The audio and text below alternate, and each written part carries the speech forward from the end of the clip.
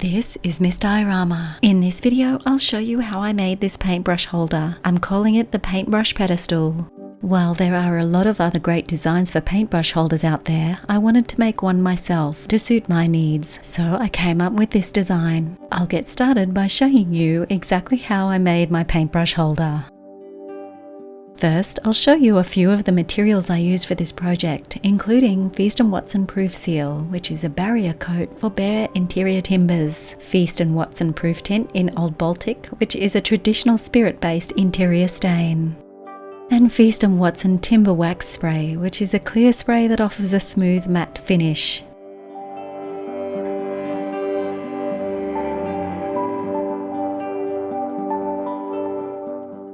I'm also using Rust-Oleum 2x Ultra Cover, paint and primer in flat black. I chose this product because it can be used on wood, plastic, metal and more. And this clear gloss spray from White Knight. I like the fact that it has a drying time of 10 minutes and is also non-yellowing. That said, I'll get started with assembly. These are some of the parts that will make up the paintbrush holder. Off screen, I designed all the parts for this holder and cut them out using my laser cutter.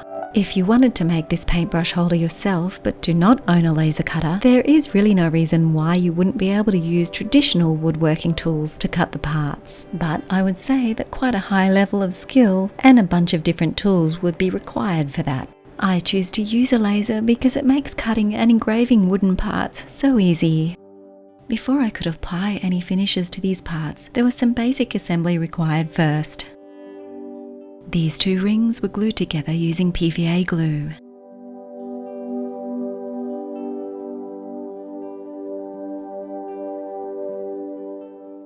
And these two base pieces were glued together as well.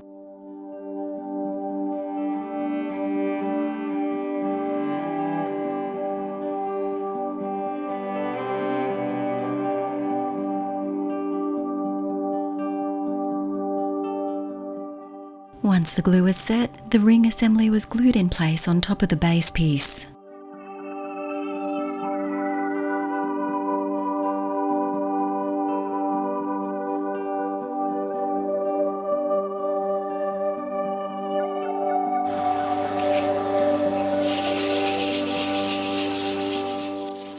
All the parts were sanded with a 400 grit sandpaper. The finer the grit, the smoother the finish that can be achieved.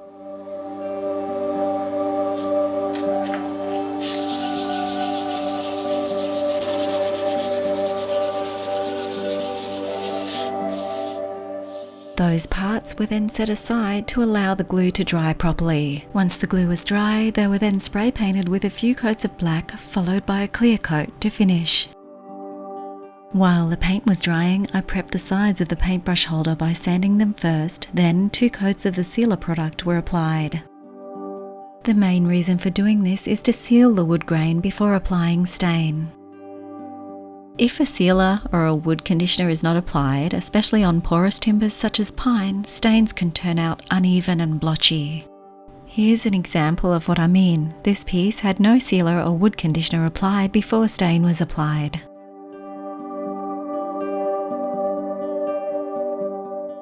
The sides were made up of 2 pieces each. The 2 that are coated with sealer will face towards the outside of the holder. These 2 pieces that were painted black will face towards the inside and will carry the base and top of the holder. This is how they'll go together.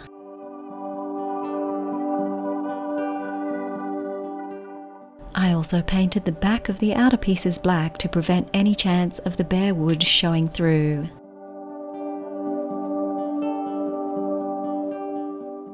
The 2 inner pieces were given a gloss coat.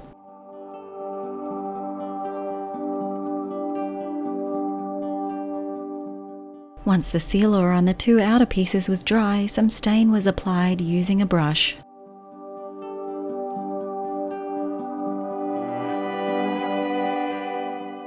This was done in stages, with any excess stain being wiped off as I proceeded.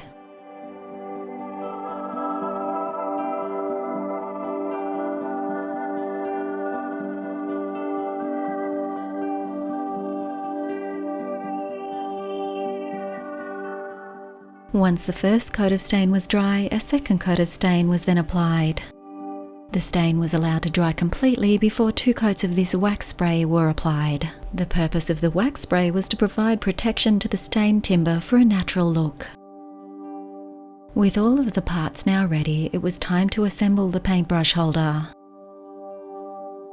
I began this process by first gluing the inner and outer side pieces together.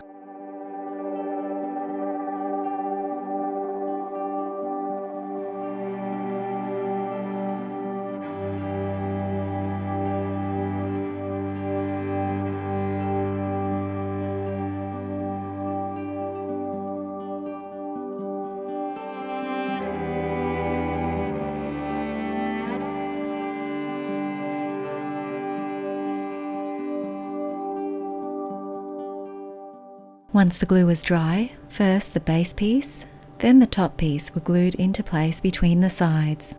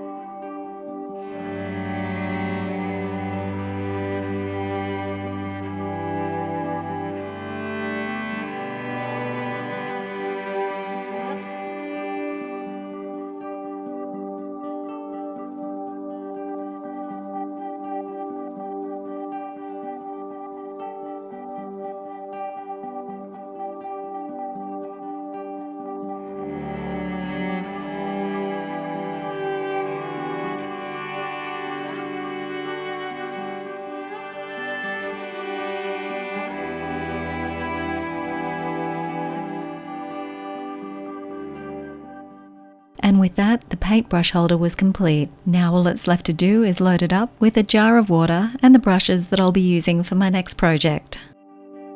I hope this video inspires you to make a paintbrush holder of your own. The template files for this one that I made are available for purchase in SVG format for laser cutters. A link to where you can get those files will be in the description.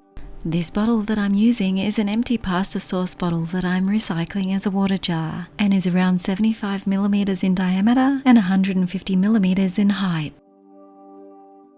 With that, I'll leave you with some final shots that I took. I hope you enjoyed watching this video, and if you did, please give it a thumbs up, leave a comment, and if you haven't already, please consider subscribing to my channel.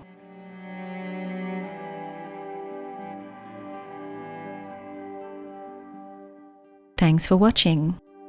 Bye for now, see you next time.